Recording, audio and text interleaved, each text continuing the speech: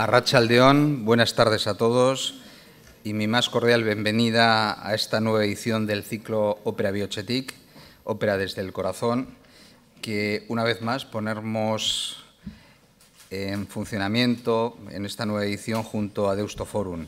Nuestro objetivo es muy simple, es conocer, compartir la ópera desde un enfoque totalmente distinto. Aunque estemos en la universidad, queremos superar esa orientación académica. No la queremos excluir, pero sí superar.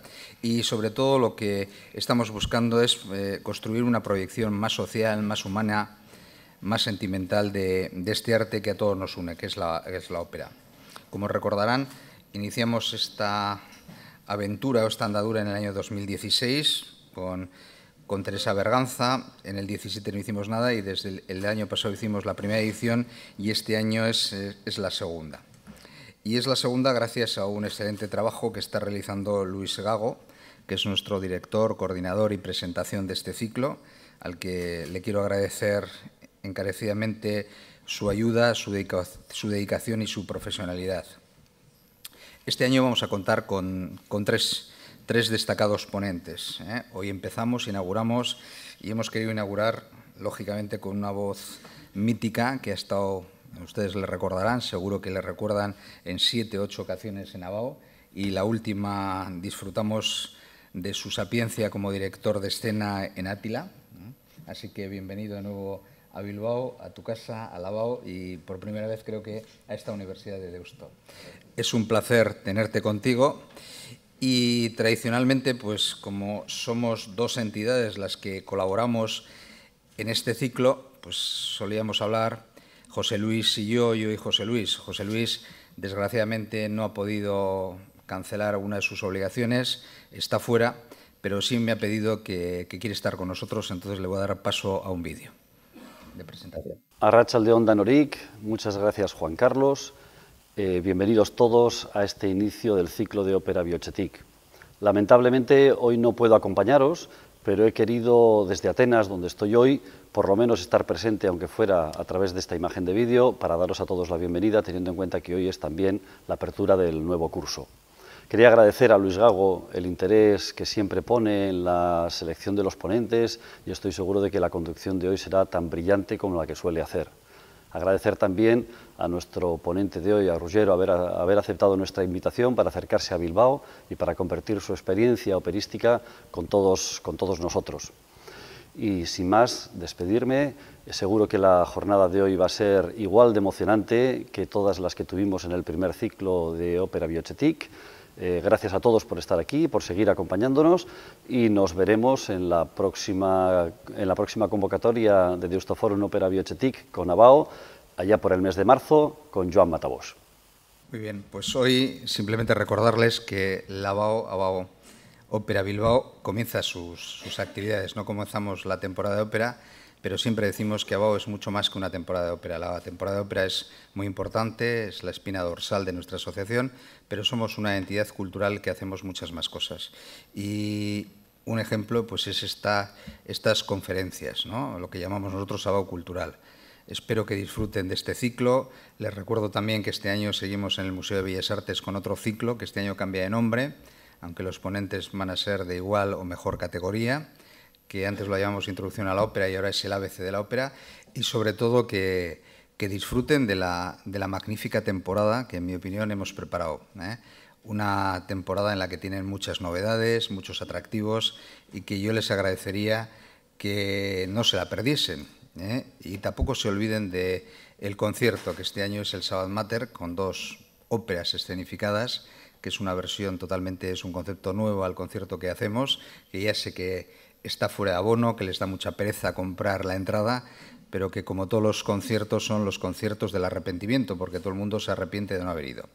Bueno, y después de esta pequeña cuña publicitaria, yo no me voy a atrever a presentar al ponente, yo creo que Luis le conoce mucho mejor y esa labor se la voy a dejar a Luis. Luis, cuando quieras. Gracias. Muchas gracias, Juan Carlos. Buenas tardes. Gracias a todos por su presencia. Gracias a José Luis también, in absentia. Ha sido estupendo verlo, aunque no haya podido acompañarnos esta tarde.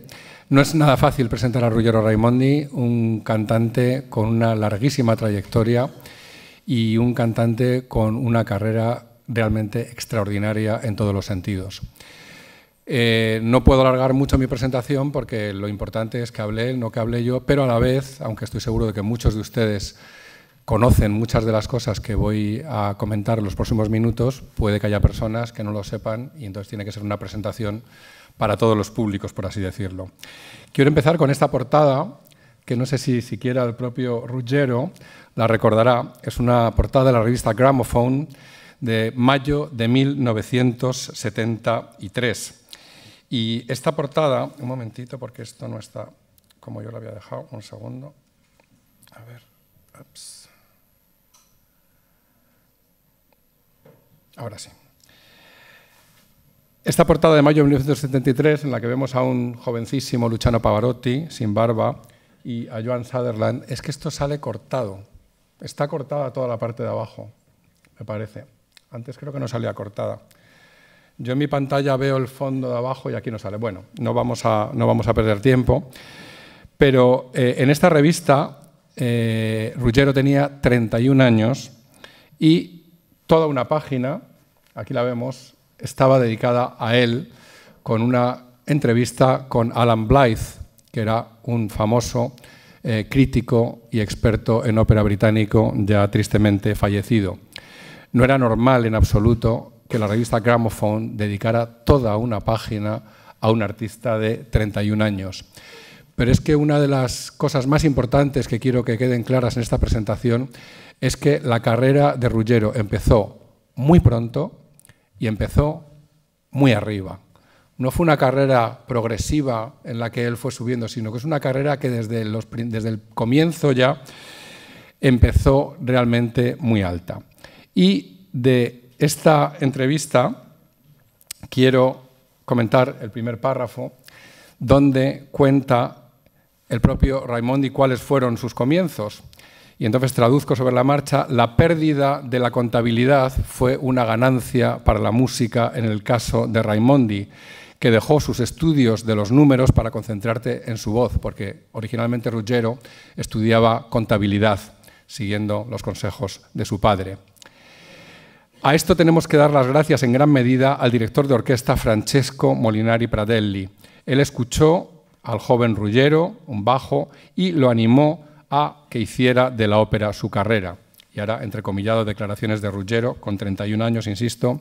Mi primera profesora fue María Teresa Pediccioni, con quien empecé a estudiar en 1961.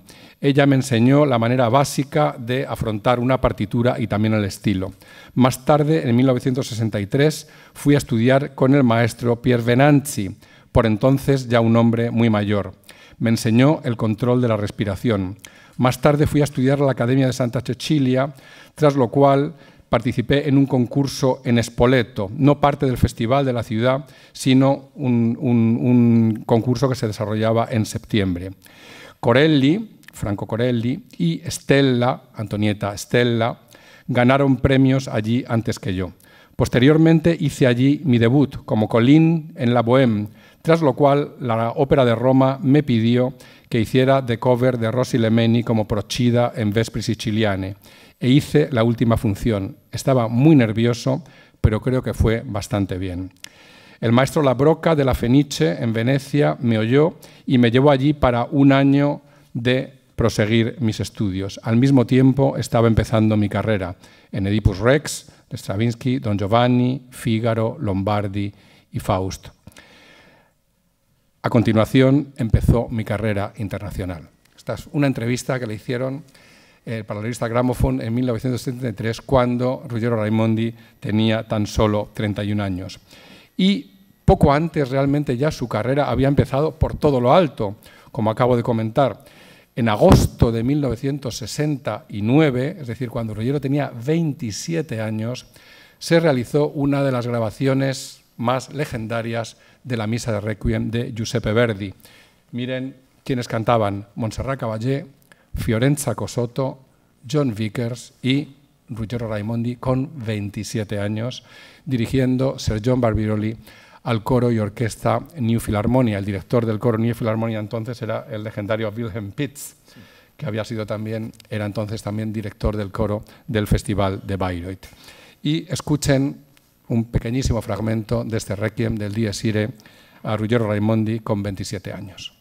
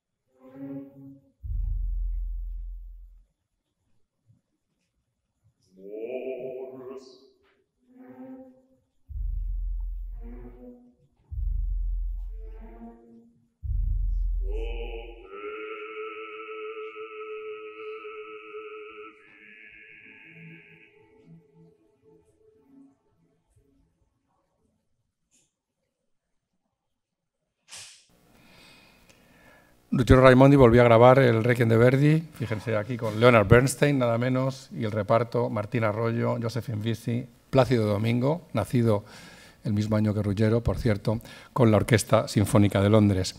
Y también contemporáneo de este Requiem del año 1970 es una de las grabaciones de ópera más famosas de todos los tiempos, el Don Carlo, en italiano, la versión de Módena de 1885, dirigida por Carlo Maria Giulini, y de nuevo hay que hacer mención del resto de los cantantes: Plácido Domingo, Montserrat Caballé, Ruggero Raimondi, Shirley Barrett y Cheryl Miles.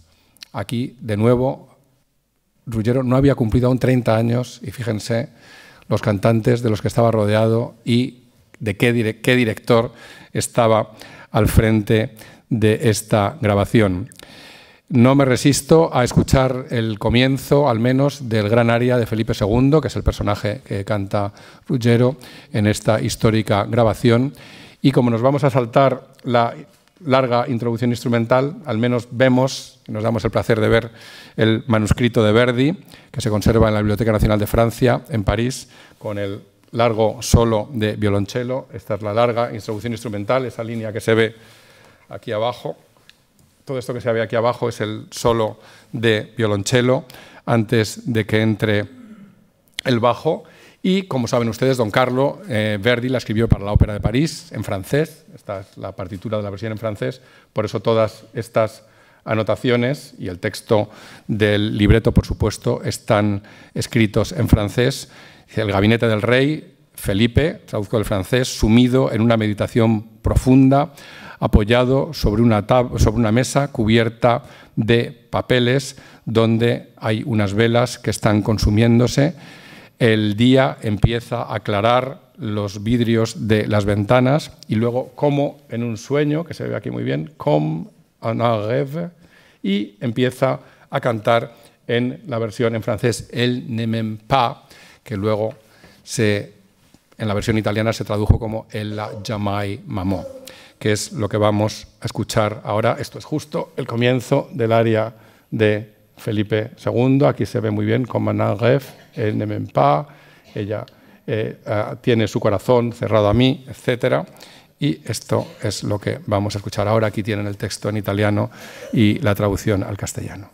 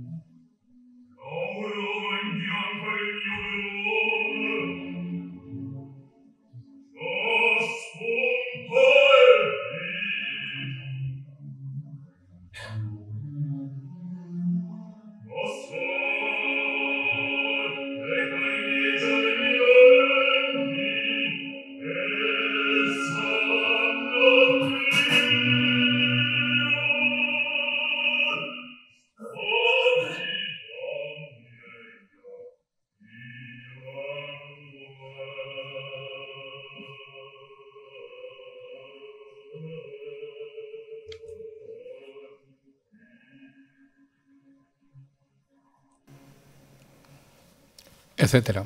Imagínense, con 29 años, participar cantando uno de los principales papeles, rodeado de estos cantantes, dirigido por este director, insisto, en una de las grabaciones de ópera más famosas, más justamente famosas del siglo XX. Ruggero Raimondi ha tenido la virtud de estar en el momento justo, en el sitio oportuno. Como vamos a ver, una de las películas sobre una ópera más famosas, si no la más famosa, realmente es esta que ven aquí, el Don Giovanni, del director estadounidense Joseph Losey, en el que, una vez más, Ruggero estaba acompañado de un extraordinario reparto: Eda Moser, Kiri Te Kanawa, Kenneth Riegel, José Van Damme, como Leporello, Teresa Berganza, que inauguró este ciclo, como Zerlina, y con la orquesta dirigida por Lorin Maazel. Realmente hay pocas películas más famosas que este Don Giovanni de Joseph Losey del año 1979, en la que, naturalmente, Ruggero Raimondi encarnaba al personaje que da título a la ópera, a Don Giovanni, y vamos a recordar muy brevemente el comienzo del segundo acto. La ópera la rodó Losey en escenarios históricos italianos, fundamentalmente en edificios construidos por Andrea Palladio en Vicenza y en los alrededores de Vicenza, y toda la localización de la ópera es una verdadera maravilla.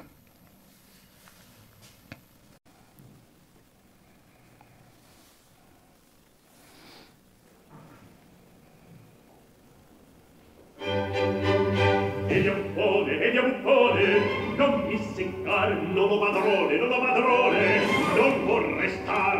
Senti mio amico, o andar vi dico, ma che ti ho fatto, e vuoi lasciarmi? O ne ti ha fatto, quasi ammazzarmi? Ma che sei matto, matto tu per collar. Ed io non burlo, ma voglio andare a buffone. Senti mio amico, o andar vi dico, ma che sei matto,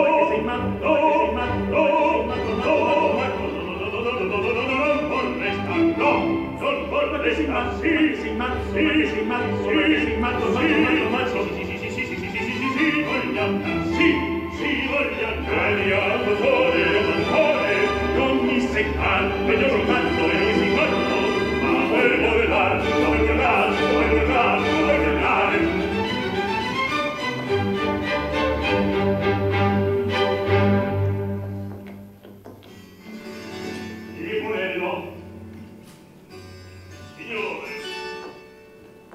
Vieni qua, facciamo pace, riprendi! Cosa? 4 doppie.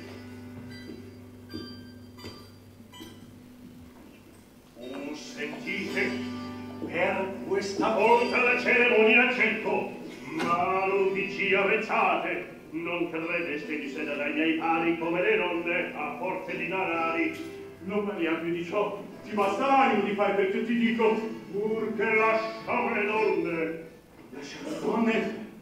Parto! Lasciare le donne? Sai che le per me sono necessarie.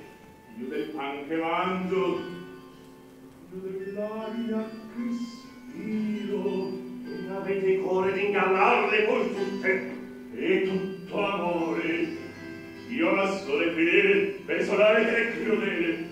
Io che in me sento si esteso sentimento, va bene a tutte quante.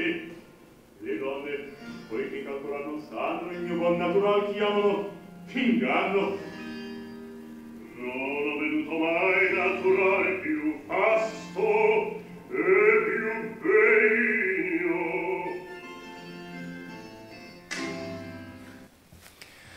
Si hay alguien que no haya visto esta película, desde luego es absolutamente recomendable, y que porte para Don Giovanni, ¿eh?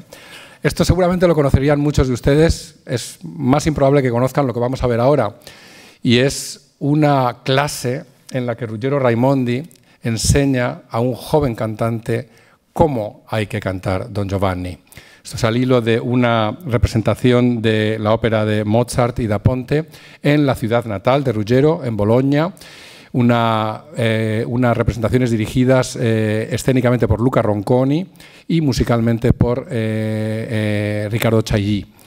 Y entonces el dúo de Zerlina y Masetto, y de Zerlina y Don Giovanni, perdón, y entonces el joven cantante está intentando hacer de Don Giovanni y Ruggiero le dice cómo hay que comportarse físicamente y en todos los sentidos, en la gestualidad, para realmente encarnar a Don Giovanni. Tu lo vuoi fare, Don Giovanni? Sì. Lo vuoi fare un giorno, Don Giovanni? Magari. Sì? Ma allora cominci a pensare come Don Giovanni. Tienes que empezar a pensar como Non ho mai Don pensato. Juan. Si tú quieres ser Don Juan. No, devi cominciare anche a avere un movimento, Don Giovanni. Don Giovanni non può stare con le spalle bolse e i movimenti rigidi alla Frankenstein. Como un Frankenstein. Don Giovanni è un personaggio molto sciolto. È un personaggio molto sciolto perché è pronto a fare questo, come eventualmente lo fa con un'altra ragazza, poi deve giocare con le persone. Attenzione, cosa è successo? No, attenzione, perché deve dominare in poco tempo, deve dominare tante situazioni che si stanno degenerando attorno a lui, perché è l'ultimo giorno, gli ultimi 3 giorni della sua vita. È un personaggio che è continuamente in ebollizione. Il grosso problema di Don Giovanni è, parlando della voce, d'accordo, ma è anche un bisogno continuo di energia per tenere il personaggio sempre sulla tensione, y que observa todo dietro le spalle, ovunque, per essere padrone sempre di qualsiasi movimento degli altri. Se tu a un certo punto questo Giovanni lo regoli un po' da bambinone a ragazzone, non ha più nessun modo di esistere. Lei deve essere così. Magari tu carezzi. Sì, che fa la stessa cosa. Prendere poi andare nelle orecchie e devi imparare ad essere padrone del tuo ruolo. Tu passi ad esempio qui, Don Giovanni, senza farlo capire la mia parte, però, ma per cosa c'è stato un contatto, oppure senza guardare, senza toccarla. Che bel segno. Ah, qué bonito pecho. Qué bonita barriga. Las piernas.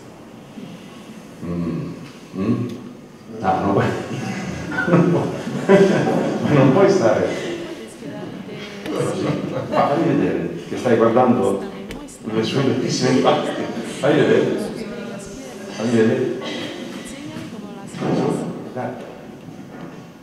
No, non puoi fare così.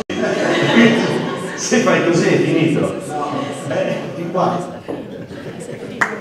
Es Don Giovanni.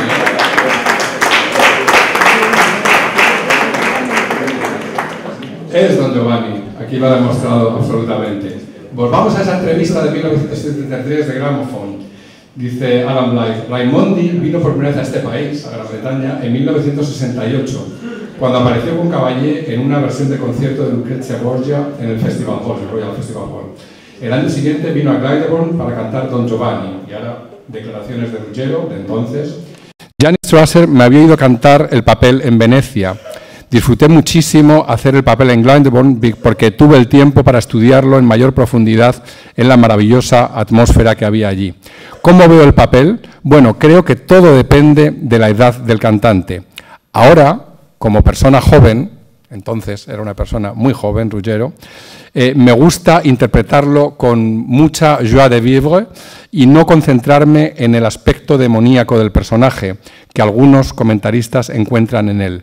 Él es un absoluto egotista. Cuando sea mayor, estoy seguro de que lo veré bajo una luz diferente, quizá como una figura más bien triste. La carrera de Ruggiero fue de título en título, de ópera en ópera, de gran cantante, en absoluto con ánimo de ser exhaustivo, pero vean simplemente algunas portadas de grabaciones de óperas que también cantó en teatro, La Cenerentola, con Agnes Balza, donde cantaba el personaje de Don Magnífico, Litania en Algeri, dirigida por Claudio Abbado, con Agnes Balza, donde hacía de Mustafa, Esta es una producción audiovisual de Il Turco en Italia, con Cecilia Bartoli, en la Ópera de Zúrich, en la que ha cantado con muchísima frecuencia Ruggero Raimondi, con una producción escénica de Cesare Lievi, una de las producciones más famosas también de la historia de la ópera, la de Luca Ronconi del Viaggio a Reims, que se hizo también en la Staatsoper de Viena. Fíjense el reparto: Katia Ricciarelli, Lucia Valentini Terrani, Lela Cuberli, Cecilia Gardia, Francisco Araiza, Eduardo Jiménez, Leonucci, Samuel Raimi, Enzo Dara. En Viena, por ejemplo, el papel de Katia Ricciarelli lo cantaba Montserrat Caballé, y hay una grabación en la que al final, literalmente, Ruggero y Montserrat tienen los dos un ataque de risa, los dos sobre el escenario, que no pueden casi cantar porque están los dos presa de una risa incontenible. Aquí cantaba el personaje de Don Profondo en esta histórica producción del Viaggio a Reims. Mosè in Egitto, donde cantaba el personaje protagonista, por supuesto. En la grabación con Claudio Simone, con Montserrat Caballé, grabó también esta famosísima Norma, dirigida por Carlo Felice Cilario. Él cantaba el personaje de Oroveso, y Masnadieri, personaje de Massimiliano, y Lombardi, que se vio en Bilbao la temporada pasada, el personaje de Pagano, y una versión italiana de la versión francesa de Jerusalén, que es la que se va a ver este año en Lavao, con Leila Genser, otra de las cantantes míticas con las que ha cantado Ruggero Raimondi. Aquí cantaba el personaje de Ruggero. Este también famosísimo Macbeth, dirigido por Riccardo Muti, con Cheryl Miles, Fiorenza Cosotto y José Carreras. Fíjense qué sucesión de extraordinarios cantantes estamos mencionando, uno tras otro, que han cantado con Ruggero, o este Simón Boccanegra, con Piero Capuccilli, con Plácido Domingo, con Katia Ricciarelli, de nuevo, con dirección de Gian Andrea Gavazzeni. Por supuesto, Ruggero ha cantado también óperas no en italiano, una de las más famosas, también histórica grabación del Pelléas et Mélisande de Claude Debussy, dirigida por Herbert von Karajan, con Frederica von Stade y José Van Damme, que cantaba Leporello antes en Don Giovanni, y donde Raimondi canta el papel que hay para un bajo en el Pelléas et Mélisande, que es el papel del rey Arkel.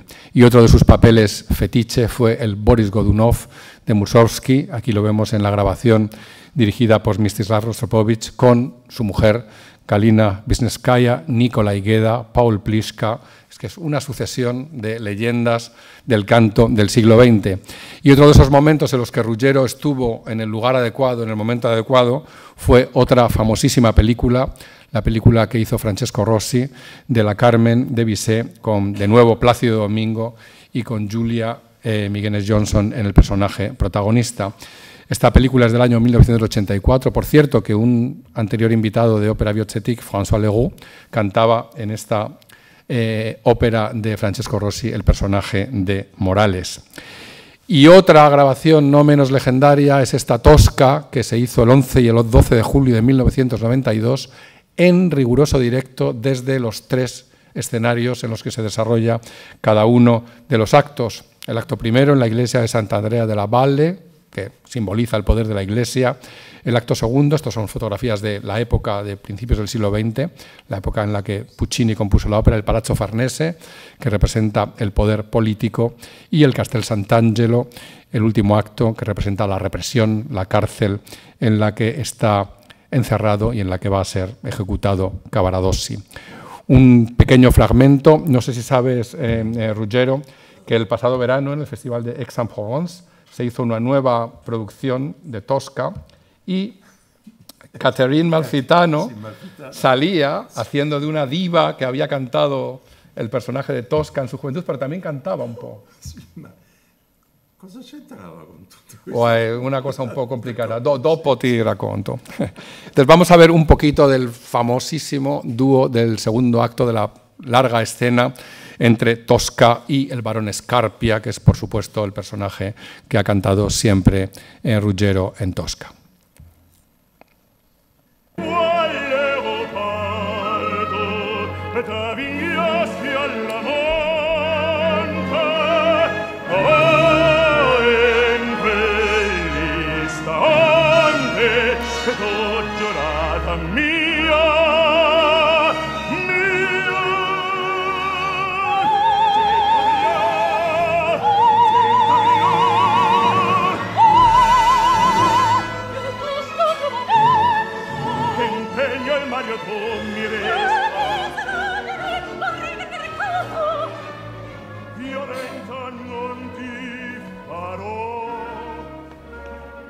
Fue un hito realmente, porque, insisto, se hizo en tiempo real, en directo, en los escenarios reales donde se desarrolla la acción de Tosca, y también Ruggiero estaba allí para encarnar al personaje de Scarpia.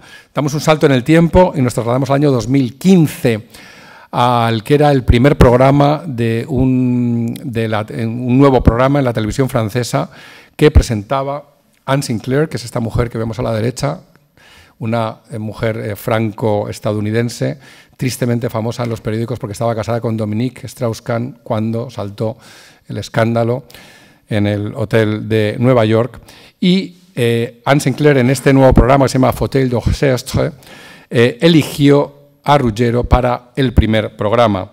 Y en una entrevista que concedió entonces, la parte en azul, dice, en cuanto a Ruggiero, le preguntan ¿por qué ha elegido a Ruggiero Raimondi para este primer programa sobre ópera en prime time en la televisión francesa? Y dice, en cuanto a Ruggiero Raimondi, él es el Don Giovanni más emblemático de su generación. Dice Anne Sinclair que lo conoció justamente en esta película de Joseph Losey, y al final dice, añado que Ruggiero Raimondi no tiene solamente una voz magnífica, sino un sentido consumado del teatro. Es un muy gran actor, un invitado ideal, lleno de encanto y de alegría para hacer compartir aquello que nosotros tenemos ganas de que el público ame con nosotros, es decir, la ópera. Y entonces, en 2015, hace solo 4 años, vamos a escuchar un pequeño fragmento de una de las intervenciones de Ruggiero en este programa de la televisión francesa. En una de sus áreas emblemáticas, el área de la calumnia del primer acto de Il Barbiere di Sevilla, encarnando el personaje de Don Basilio.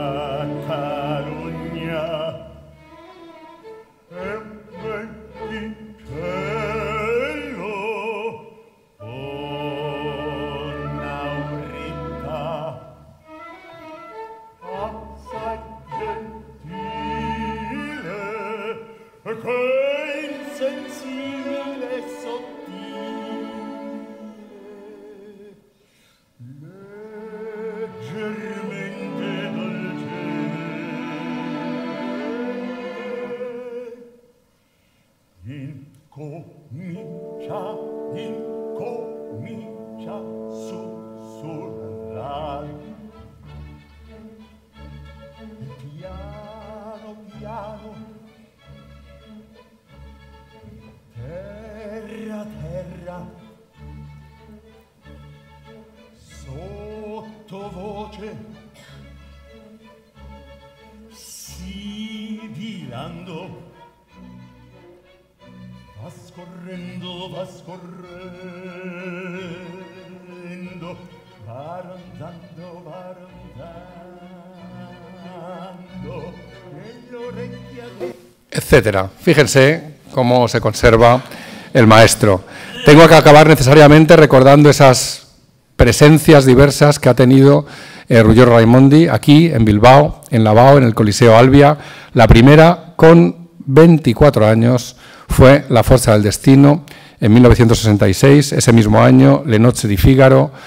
2 años después, Simón Boccanegra. Ese mismo año, Hernani.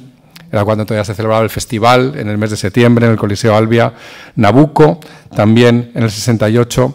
Faust, en 1969. Don Carlo, que le hemos escuchado antes, 1977, y en ese mismo año Átila. Y no sé si fue casual o no, pero muchos años después, en el año 2014, es cuando regresaría en su condición de director de escena, que cultiva actualmente y de la que supongo que nos hablará ahora Ruggiero. La misma ópera que había cantado por última vez aquí, Átila, fue la que luego hizo él aquí como director de escena. Aquí tenemos la grabación que hizo con Carlo Bergonzi, Cyril Miles, Cristina Doitecom, Gilles Baston, es decir, siempre rodeado de grandes. Un pequeño recuerdo, estará en la memoria de muchos de ustedes.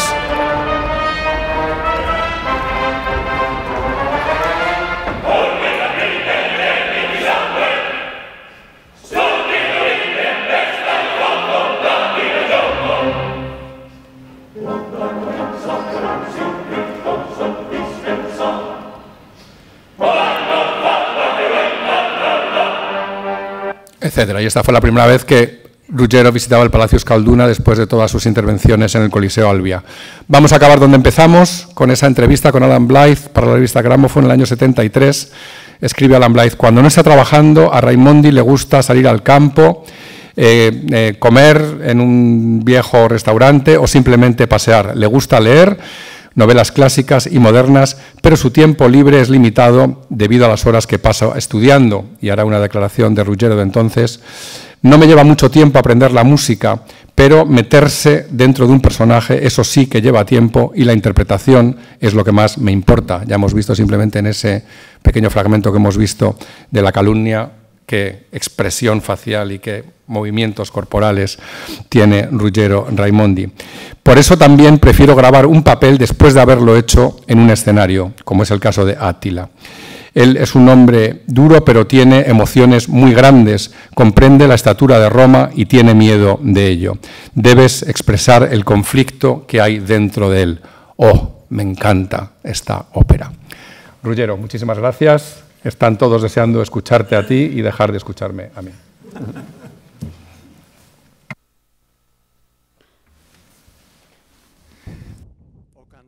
He cantado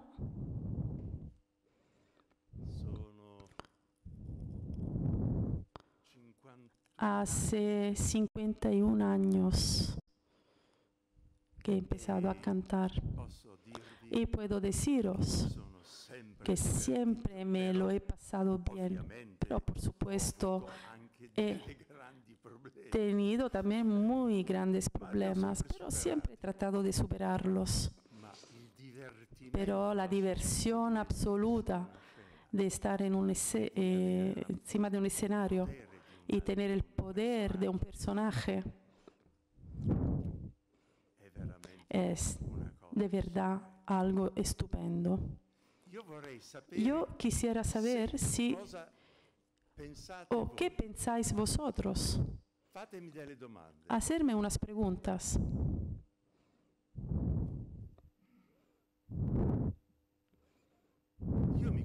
Yo me conozco, yo conozco a mí mismo, yo sé cómo soy, pero puede ser que vosotros sois curiosos de saber por qué y cómo y cuándo o no. Adelante. Fuerza, un poco de adelante. No tengáis miedo. Yo aquí he cantado 51 años la ópera, la última vez en el 2015 en La Scala, El Barbiere con Leonucci. Y me he criado en una familia de amantes de la Emilia. La región Emilia es una región que tiene un talento, que se come muy bien. Y la ópera se instila, se encuentra en todos y cada uno de los habitantes de la Emilia. Todos los emilianos están enamorados de la ópera. Y entonces cuando vais por la calle, hay gente que canta esto, la donna immobile, temprano, a la mañana cuando uno va a trabajar. Puede escuchar a alguien que está cantando el Rigoletto, otro que hace otra cosa. Es bellísimo vivir cantando.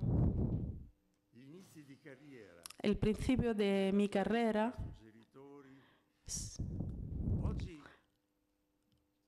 hoy existe un problema muy pesado, muy fuerte.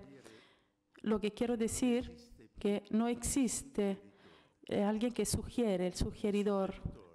Esta persona que sugería tenía una pequeña... lo que hacía era seguir el cantante desde arriba. Ahora este pequeño mueble donde él se subía, los arquitectos que construyen las escenas encuentran que es fea, se ha quitado. Es cierto que los cantantes deberían saber perfectamente sus piezas, pero hay momentos donde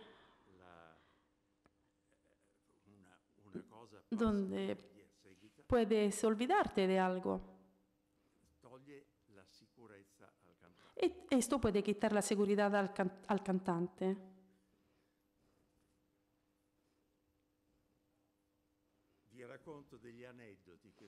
Os cuento unas anécdotas que me han pasado. Mr. Bing era el director fantástico del Metropolitan.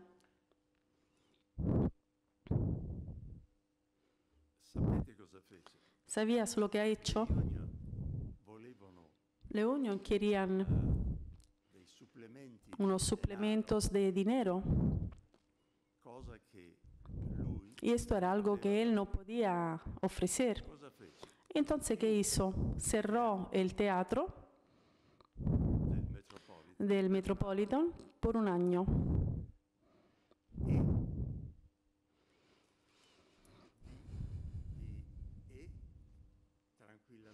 Y con mucha tranquilidad, el año siguiente,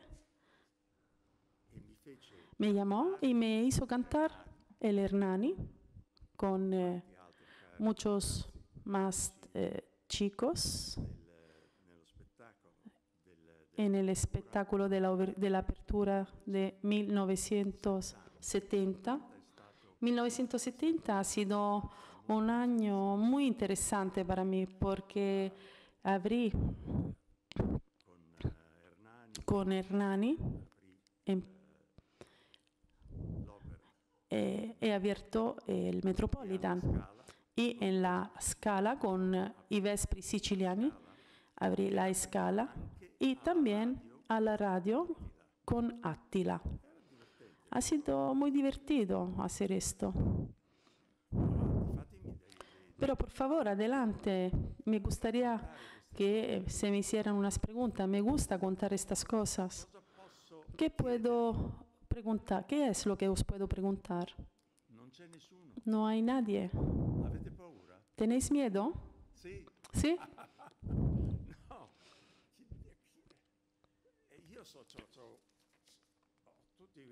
Yo, bueno, tengo todas estas hojas, pero son hojas un poco así.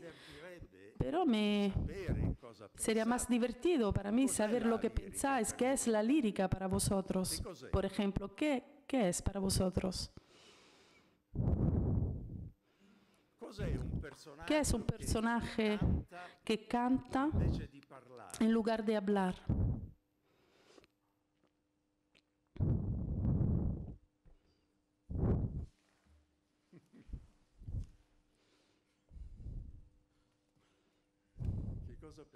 ¿Qué piensas? Yo hago las preguntas, ¿eh? Ok, gracias. Bueno, yo hago la pregunta. A ver si... ¿Italiano o español? Español. Hemos visto que ha cantado, y he insistido mucho en ello, con muchos de los más grandes cantantes de los últimos 50 años. Y siempre hay la tendencia a decir o a pensar que los antiguos tiempos fueron mejores, que antes sí que había buenos cantantes y que ahora ya no hay voces como Leila Genser, como Nikolai Giaurov, como Montserrat Caballé, como Fiorenza Cosotto. ¿Usted piensa que las voces ahora tienen la misma personalidad que las voces de antes, o que antes realmente se cantaba de otra manera, que surgían voces con más personalidad?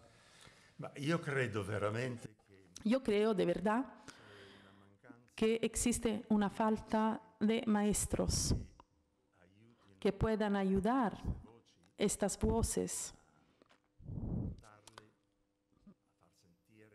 para que se puedan escuchar en una sala más grande.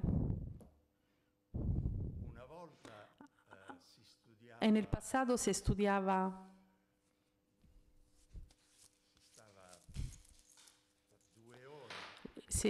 nos quedábamos 2 horas en una situación de paso entre voces. Ahora vienen, cantan y fuera. Hacen 5 años o 6 años y luego desaparecen. No existe una escuela aquí. Puede que exista en Rusia, porque desde Rusia llegan unas voces muy bellas, desde Bulgaria, desde estas zonas. No hay tantos cantantes como había hace mucho tiempo.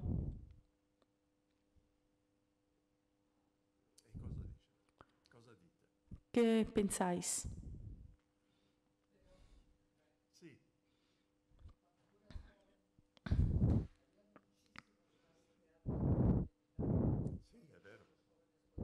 No escucho si no tiene micrófono.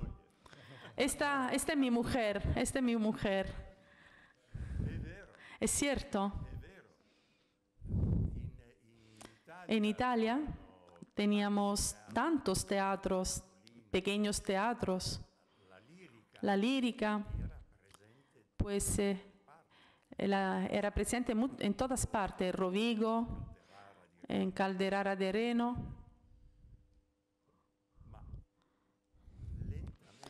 Pero muy despacio se ha reducido y hoy ¿qué tenemos? En Italia, respecto al canto, la Scala, Roma, Nápoles y Palermo. De vez en cuando Bari. ¿Y dónde está la oportunidad para estos chicos de cantar? Tenemos también unos directores de orquesta que son estupendos, pero no pueden ejercitar porque no tienen las orquestas. Todo es todo un problema para las personas que aman el teatro. Es un sufrimiento.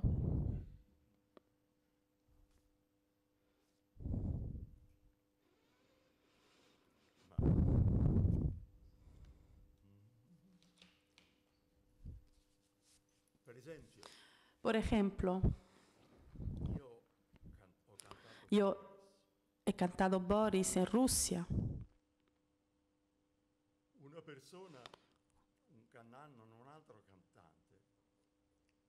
Una persona, un cantante, estudia un mes.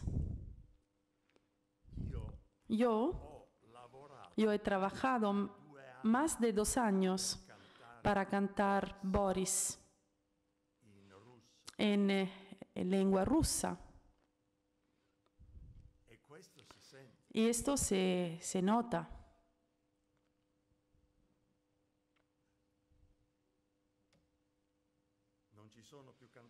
Ya no hay cantantes, ya no hay... No es cierto. Es que no hay maestros, eso es cierto. Los maestros son muy importantes para el estudiante del canto. Sin ellos es una suerte si pueden seguir adelante. Yo he estudiado 5 años el repertorio con el maestro de la Scala. No recuerdo su nombre ya. El director de la escena. Y cada 3 meses ponía una ópera y este maestro se quedaba 1 mes, 2, 3 meses a estudiar para poder poner todas las notas en su lugar. Corelli, que era también él estudiaba con este maestro. Corelli era peor que yo en el estudio, porque cuando quería cantar algo difícil, eso significaba meses. Ahora esto no ocurre. Ahora tenemos una partitura, lees en la partitura y cantas. ¿Y luego qué pasa? Lo que pasa es que se convierte áfono, nódulos, enseguida. Esto es lo que pasa. Me gustaría preguntarle por lo que se vino a llamar la Rossini Renaissance y el Rinascimento di Rossini. Porque usted participó muy activamente, por ejemplo, este Viaggio a Reims, Sí. participó muy activamente, que eran óperas de Rossini que llevaban muchísimo tiempo sin hacerse y de repente las óperas de Rossini volvieron a interpretarse. Con Claudio. Sí, sí, con Claudio. Con Claudio. Claudio ha sido, hemos trabajado juntos 30 años. Era una diversión trabajar juntos. Y cuando hemos estudiado el viaggio, nosotros nos levantábamos siempre sobre las 10, empezábamos a las 10, porque entre las muchas cosas las partituras no existían. Lo que hacían era escribirlas y las llevaban. Era algo de verdad muy interesante, pero también muy difícil. Por ejemplo, la caracterización del alemán. Con él nos hemos divertido muchísimo.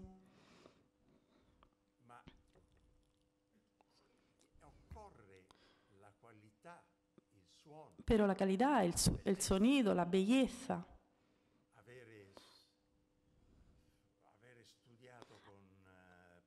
Haber estudiado con Claudio por más de 30 años en mi carrera ha sido un placer estupendo,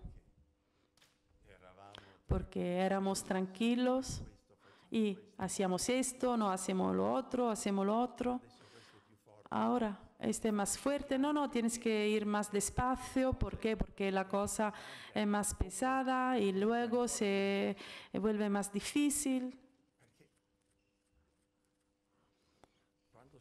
Porque cuando coges una partitura entre tus manos, están las notas, y las notas con el piano suenan ta, ta, ta, ta. Pero hay que interpretar las palabras conjuntamente con la música, y interpretar las palabras con la música es lo más difícil. Es la parte difícil. Y yo siempre he intentado hacer con la música, hacer sentir el drama.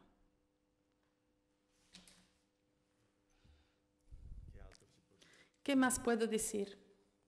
Pero no ha habido muchos como Claudio Abbado, ¿no? Era un director único en todos los sentidos. ¿Y qué piensa de las ediciones críticas? Por ejemplo, para Verdi, para Rossini, es decir, las ediciones que, digamos, han depurado errores que venían heredándose desde hacía décadas y que intentan recuperar, digamos, el texto musical original de los compositores. Bueno, ¿cuáles serían? Las ediciones críticas, por ejemplo, de Verdi, eliminan errores, las ediciones críticas de Rossini. No creo que sean errores, pero serán cosas que la tradición... Y entonces hay ahí una dificultad.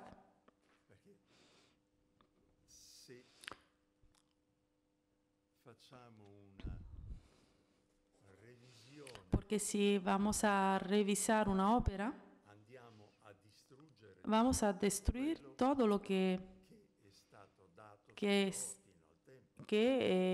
se ha dado hasta ese momento. Entonces, no tiene la posibilidad de elegir una edición o la otra, porque no estamos seguros. Verdi ya ha muerto hace tiempo. hace muchos años. Y Verdi, así como todos los demás. Y entonces siempre es muy difícil. Os quiero hacer una Karajan. Karajan es un director fantástico, estupendo. Ha habido no nos hemos entendido muy bien en un momento entre yo y él en la Tosca.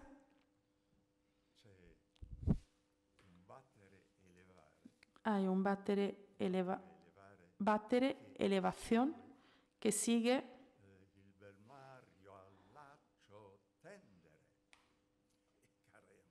Y Karajan hacía siempre.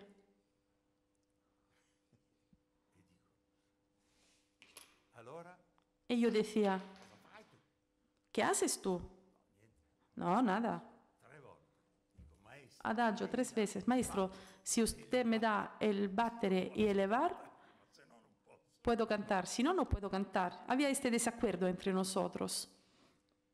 ¿Y cómo era Giulini? ¿Cómo era trabajar con Giulini? Giulini era estupendo. Stabat Mater, yo era su preferido en Stabat Mater, pero el Stabat Mater es muy difícil. Cantar el Stabat Mater. Ha estado este año en Abbao. Es muy difícil de cantar.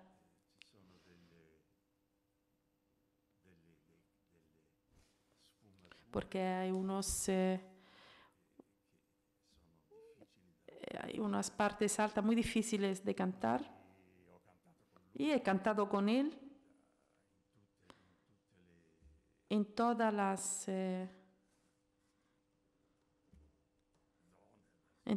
zonas. Y luego ha llegado un punto donde he dicho, ya está. Es muy difícil por estos matices muy altos. Tretre era una persona que quería los matices. Y era un gran personaje.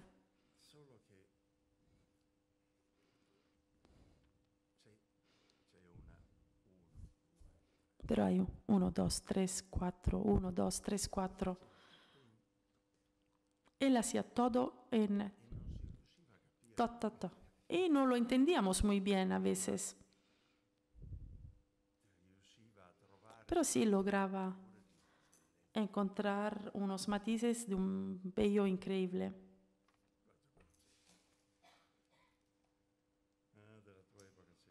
De tu época. De todas formas, yo espero las preguntas. He cantado, pero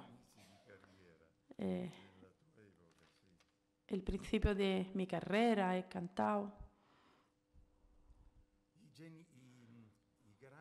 Los grandes directores, yo los he tenido a todos, con Fagioni, Strehler, Nolte, Ponel, De Lullo, Pizzi, Piterol, Ronconi, todos los he tenido. Y todos eran músicos, todos ellos eran unos músicos. Al día de hoy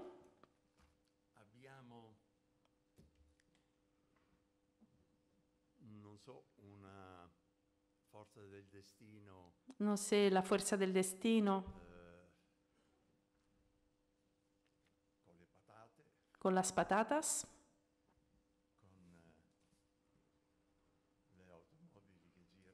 con unos coches que dan la vuelta y cosas parecidas. Pero ya no existe la posibilidad de llegar a cantar y sentir las óperas como son en realidad. ¿Cómo han sido sus experiencias como director de escena? Han sido siempre de óperas que había cantado previamente, ¿no? Como Don Carlo, como Don Giovanni, come sì, Faust. Qui io ho fatto un Don Giovanni, sì. Attila, Io ho hecho un Attila. Un Attila che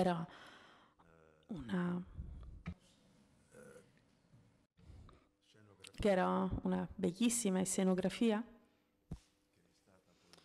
que luego ha sido,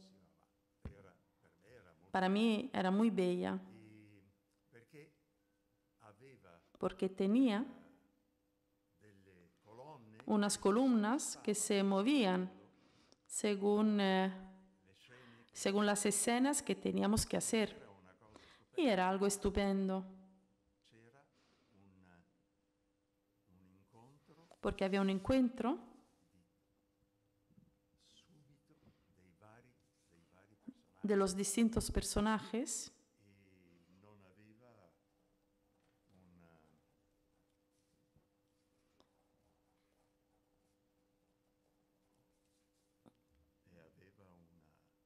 tranquilla. y tenía... C'è qualcosa?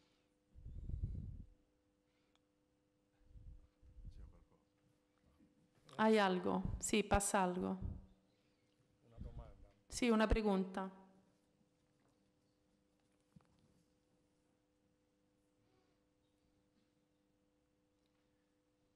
Alguien pregunta que es, ¿Alguien? comenta que es un placer estar escuchándole, pero que le gustaría preguntarle qué opinión tiene respecto a los intentos que se hacen en muchos lugares para popularizar la ópera, para que la ópera sea más popular y llegue a más personas. Ma l'opera La ópera, occorrono lo que se necesita personaggi, es personajes, cantantes, direttori d'orchestra, directores de orquesta, orquestas, ya las tenemos, registi directores non stravolgono que no cambien demasiado scene las escenas che rimangono legati y que se queden ligados a un clima a un clima piano, verdiano, de Verdi, a un clima de Puccini, a un clima di chi altri de cualquiera, vanno a vedere certe cose. porque si no vamos a ver unas cosas que, bueno, yo de verdad salgo, he ido 2 o 3 veces y luego me he marchado. Ma la bellezza Pero la belleza di tutto quello che si deve, de todo lo que se debería sentir, da quello che Giuseppe Verdi de lo que Giuseppe Verdi nell'Otello ha hecho en el Otello, tutte queste opere en todas estas óperas, no se pueden destruir, pazzie hacer unas locuras, moderne haciéndolas modernas, convirtiéndolas en simple óperas de arte. Porque si yo voy al Louvre y veo un cuadro que no me gusta lo straccio y lo rompo, lo hago pedazos, e allora pues, gracias. Otra pregunta. Pregunta que si podría hablar de sus experiencias junto a grandes cantantes españoles como Plácido Domingo, Montserrat Caballé, José Carreras, Teresa Berganza, etc. bene. Bien. Plácido Domingo Grande, es un gran tenor, estupendo. e poi ha una forza Y luego tiene una fuerza taurina increíble. e ha colori. Tiene unos colores espléndidos. Yo he cantado con él muchas veces y siempre me he quedado sorprendido de la fuerza que desprende, de la calidad de su voz. Questi sono i cantanti Estos son los cantantes dovrebbero que deberían aiutare ayudar a otros cantantes a ser como ellos han sido y son, porque es ahí donde hay que mirar y sentir. Y los demás, sí, estos, Teresa Bergantes, todos ellos, la Callas, todos han sido fantásticos, pero deberían ayudar a los que viven, deberían ayudar a estos chicos que salen de las escuelas. ¿Qué cantantes o qué voces ¿Qué cantantes han impresionado o influido más en su carrera?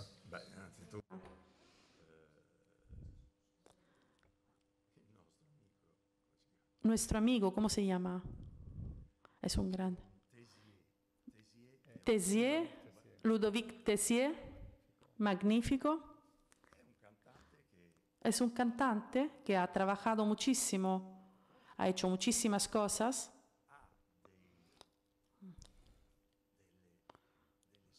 Y posee unas expresiones tan sutiles que impresionan al público. El dulce y el bello canto, y luego también recoge la fuerza.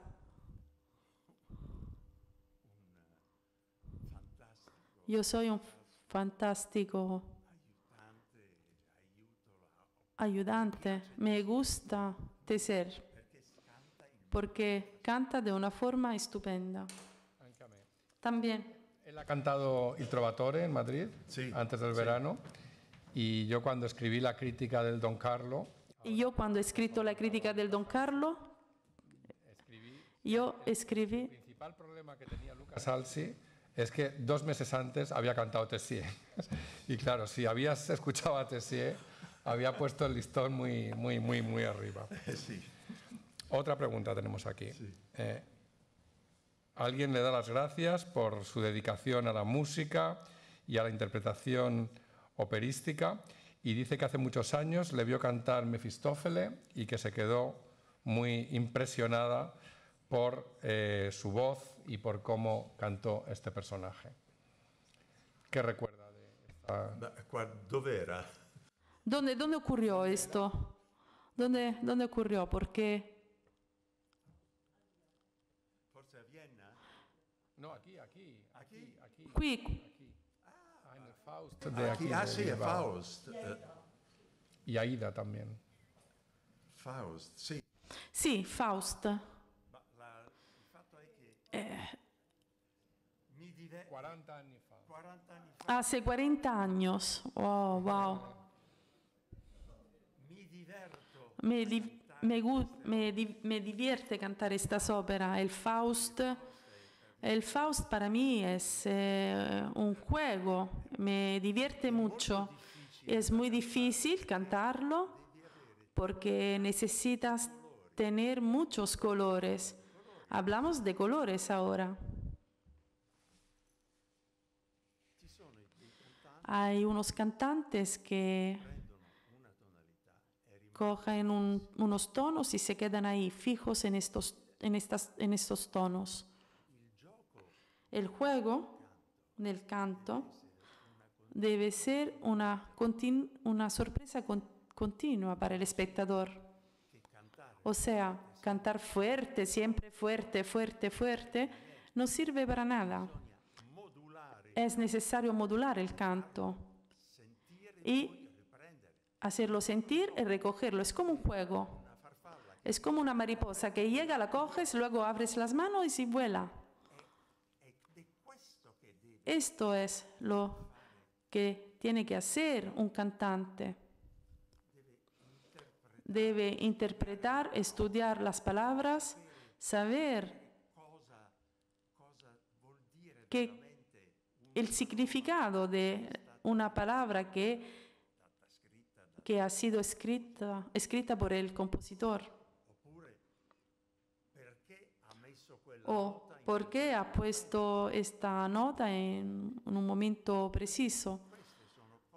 Estas son cosas que Todo el mundo debería estudiar. Pero hoy en día vamos tan rápido y vamos a la Luna. Ya hemos enviado gente a la Luna y no logran encontrar la oportunidad de estudiar y de entender el porqué. Por ejemplo, Simón Boccanegra era una ópera perdida. ¿Por qué? Porque había una confusión. Tenéis que pensar que Doge muere porque tenía un cinturón y lo envenenaron y así. Y luego sale un poeta, no, ¿cómo se llamaba? El poeta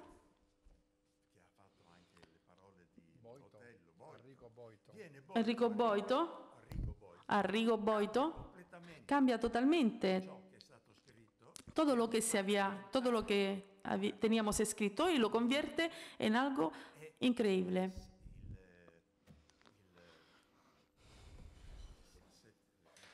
¿Cómo se llama? Esta ópera se convierte en algo distinto y en algo estupendo, la nueva versión. Porque yo he vivido un momento que era increíble. Había carros armados. Simone cantaba Fiesco. Simone cantaba Fiesco. ¿No l'ha fatto? No, sì, io Fiesco. Fiesco, sí. Sí, yo he hecho Fiesco. ¿Ha habido alguna ópera o algún papel que hubiera querido cantar y que nunca le han ofrecido hacer? Ma devo dire di no.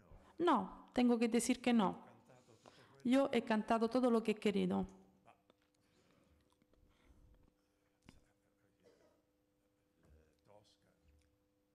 Tosca en los últimos años,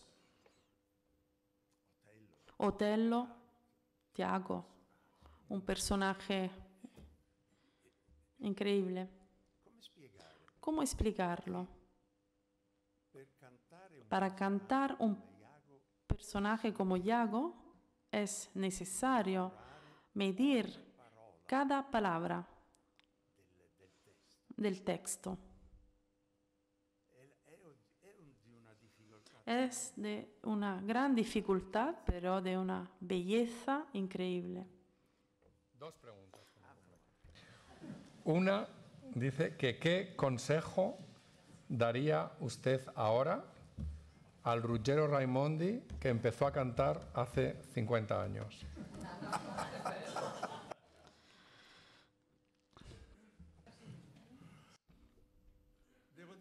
Debo decir que soy feliz de lo que he hecho. Me siento feliz de lo que he hecho. Pero la pregunta es muy interesante. Puede ser, ha habido unos personajes que me hubiera gustado, como Macbeth o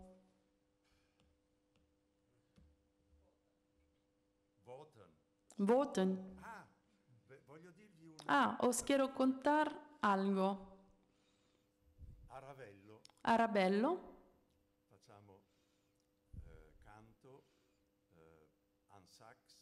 hacíamos canto en sax. ¿Y el otro cómo se llamaba? Ravello, Peter Marger.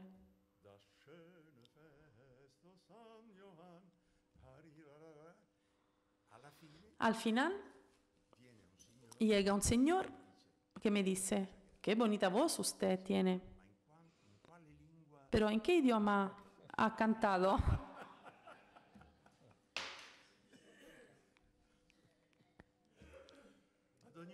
De todas formas, me siento tranquilo. Lo que he cantado siempre me ha gustado, porque si no, no lo hubiera hecho. Tres preguntas más tenemos aquí. Una, que ¿qué opinión tiene de Jonas Kaufmann? Jonas Kaufmann. Jonas Kaufmann es un gran... tiene una voz muy bella. El color es estupendo. Lo único es que de vez en cuando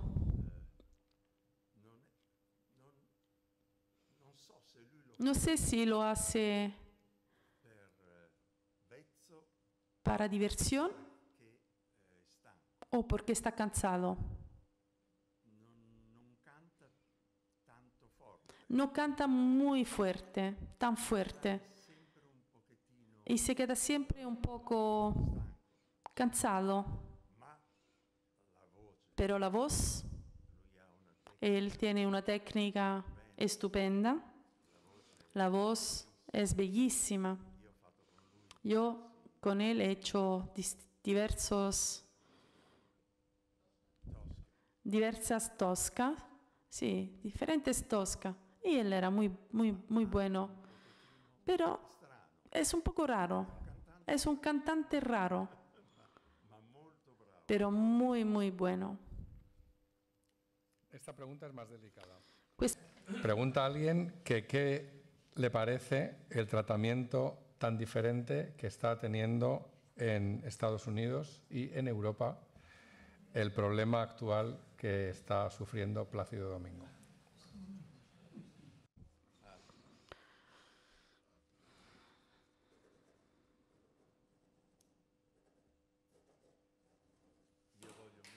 yo quiero mucho a Plácido.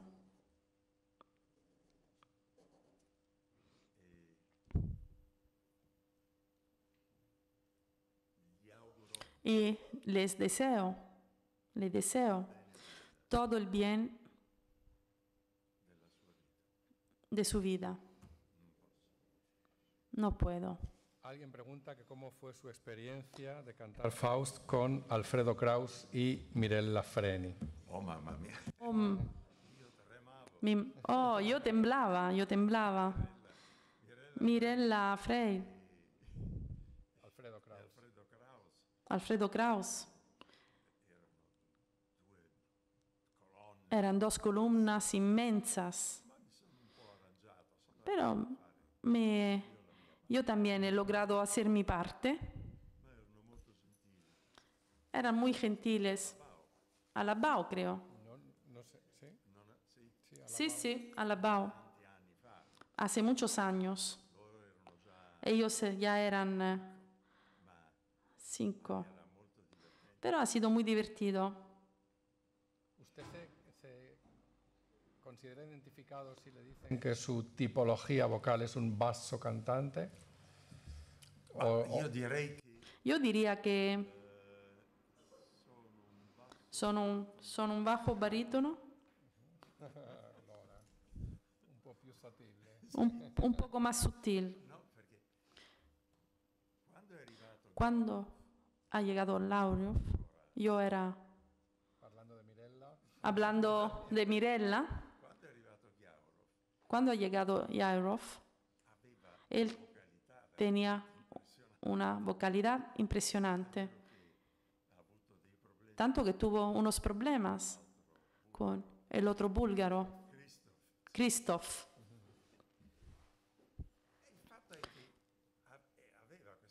Y tenía esta vocalidad, un tronco del fa al fa.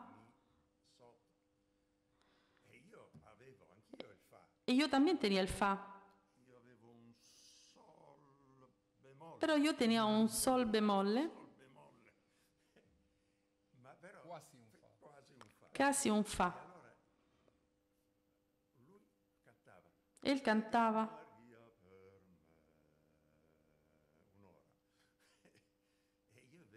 Y yo estaba acostumbrado a hacer así.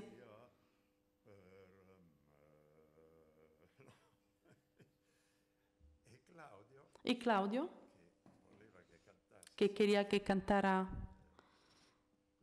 siempre en este papel, me decía, no, él lo hace todo ligado. Y yo le decía, Claudio, yo no puedo, yo tengo que respirar. Y tengo que añadir que era un poco difícil, pero bueno, muy divertido. Pero ha habido tantos cantantes. Qué bonito, el Metropolitan. Era un manantial de voces. nunca sabías qué hacer, porque había 20 bajos, 30 sopranos, 50 tenores, y todos iban adelante y atrás, y era algo estupendo, fabuloso. Ahora, no sé lo que está pasando. Yo he hablado con un maestro de canto. Yo ya no escucho las voces de antaño. Sí, hay unos personajes que cantan bien, pero las voces, como Diaghilev, como Pavarotti, como Mirella, como Fiorenza, este tipo de personas ya no existen. Es impresionante. En la Rodadowski, Sandra Rodadowski, es como una voz de antaño, una cantante de antaño, pero hay muy pocas así. Son muy pocos los que... Veo otro. La Vetreco sí, me gusta. La Vetreco, un día en Salisburgo escuché la voz de una persona y pregunté, ¿quién es? Sí, esta la escuchará cuando era muy joven. Sí, la escuché cuando era muy joven, era estupenda. Estamos a punto de terminar, así que si alguien quiere preguntar algo, ahora o nunca. Gracias por su voz.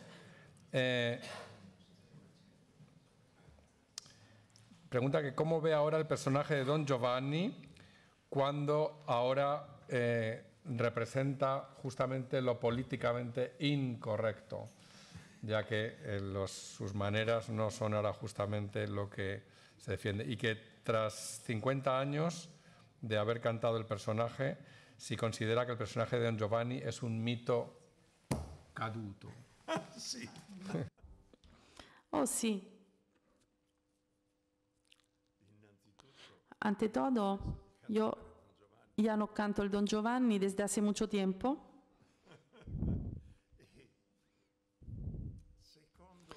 Segundo,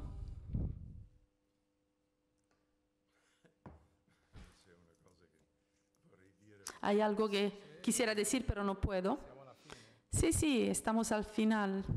Lo diga. Hay unos Don Giovanni de hace 50 años también, de 60 años. Son personas perdidamente que no quieren envejecer. Se trata de personas que viven todavía en el sueño de la juventud. Son personas que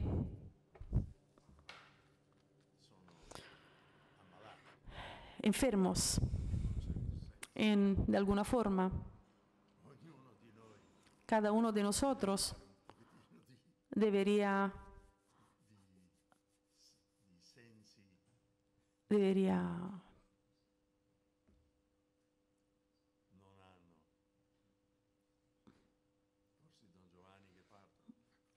puede ser el Don Giovanni que parten. No sé si me equivoco o no, por lo que estamos hablando aquí esta tarde, es que después de haber cantado con estos artistas y dirigido por estos directores extraordinarios, usted no es una persona especialmente nostálgica.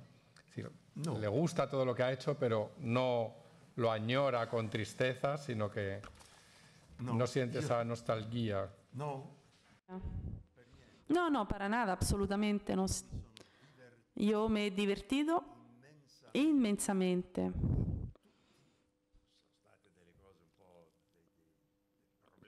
Sí, ha habido algún problema que otro, pero siempre me he divertido infinitamente a cantar, a vivir en compañía de mis compañeros y nunca he tenido rencor. Me siento feliz. Además, quiero añadir que somos felices, nos sentimos felices. He robado a Bilbao una chica estupenda. La última pregunta, porque ya tenemos que terminar, es que dice que gracias por su paciencia, por su simpatía y por estar aquí. Pregunta que si ha cantado con María Callas y que qué recuerdos tiene de ella. Non ho cantato con Maria. No, nunca he cantado con María Callas, pero sí la conocí. La conocí y era en el momento terrible para ella. Después de Nazis. Después de Onassis, porque se había casado con él.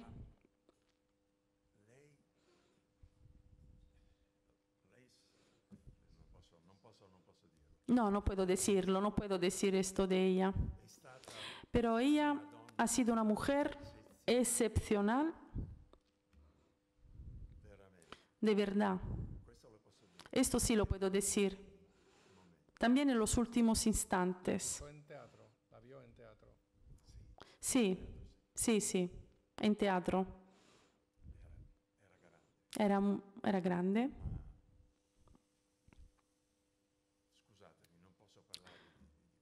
Pero, disculpadme, no puedo hablar de esto. Juan Carlos me ha pedido terminar a las 8:30 y son las 8:30, de manera que muchísimas gracias a Ruggiero Raimondi.